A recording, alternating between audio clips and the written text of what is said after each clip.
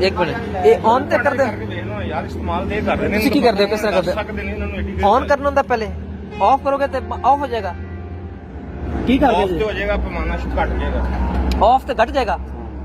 on तो ज्यादा हो जाएगा ये ਹੁੰਦਾ ना ठीक है अच्छा चलो हुण फिलहाल ਅਸੀਂ करिए पहले ऑन कर लेने हैं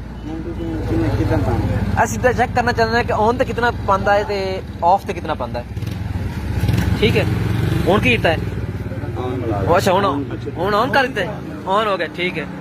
चलो ऑन करके हुण लीटर पा दे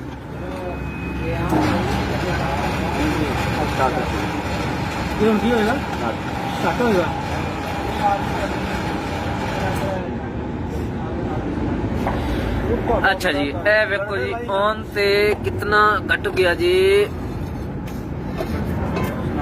तकरीबन 150 मिलीलीटर घट है मतलब 850 के लगभग आ रहा है 1000 होना चाहिए जी मतलब ये ऑन से इतना होया है अच्छा चलो ठीक है ठीक अच्छा हुण इनू ओ कर यार दूसरा किथे गया ऑफ कर दिया ऑफ करके इंस्ट्रक्शन बोल के हां मैं कर लेना वो भी मैं कर लेना देखो ना सर मैं कर लेना ਆ ਦੇਖੋ ਸਰ ਇਹਨੂੰ ਨਾ ਆਫ ਕਰਾਂਗੇ ਨਾ ਤੇ ਇਹ ਇੰਨਾ ਤੇਲ ਆਇਆ ਹੈਗਾ ਇਹਨੂੰ ਔਨ ਕਰਾਂਗੇ ਤੇ ਇਹ ਨਾ ਕਿ ਇਹ ਤੇਲ ਪੂਰਾ ਕਰ ਜਾਏਗਾ पूरा ਤੇਲ ਪੂਰਾ ਕਰ कौन ਜਾਏਗਾ बुला यार ਇਹ ਅਸੀਂ ਕੀਤਾ ਸੀ ਪਹਿਲੇ ਔਨ ਇਸੇ ਤਰ੍ਹਾਂ ਹੀ ਸਿੱਧੀ ਗੱਲ ਦੱਸ ਕੋਈ ਨਹੀਂ ਜੀ ਮਾਲਕ ਨੂੰ ਇਸ ਗੱਲ ਦਾ ਨਹੀਂ ਪਤਾ ਨਹੀਂ ਪਤਾ ਅਸੀਂ ਚਲੋ ਉਸ ਗੱਲ ਛੱਡ ਤੁਸੀਂ ਇਹ ਦੱਸੋ ਇਹ ਅਸੀਂ ਔਨ ਕੀਤਾ ਹੈ ਅਸੀਂ ਔਨ ਕੀਤਾ ਨਾ ਪਹਿਲੇ ਔਨ ਕਰਕੇ ਇਹ ਘਟ ਆ ਗਿਆ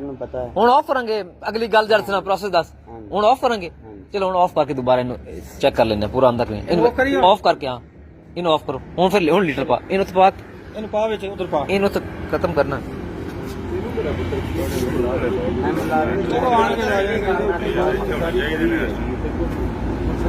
ਚਲੋ ਹੁਣ ਰੱਖੋ ਹੁਣ ਫਿਰ ਲੀਟਰ ਪਾ ਦੇ ਹੁਣ ਤੁਸੀਂ ਡਿਵਾਈਸ ਜਿਹੜੀ ਹੈ Off ਕਰ ਬੰਦ ਕਰ ਦਿੱਤੀ ਹੈ ਹਾਂ ਹੁਣ ਆਫ ਕਰ ਦੇ 1 ਮਿੰਟ ਇਹ ਹੁਣ ਆਫ ਕਰ ਦੇ ਆਫ ਕਰ ਦਿੱਤੀ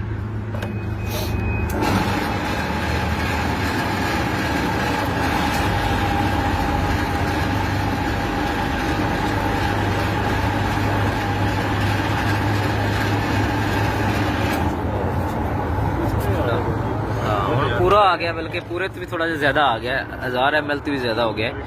मतलब कि अगर डिवाइस ऑन की गई है तो 850 ml है तकरीबन 150 ml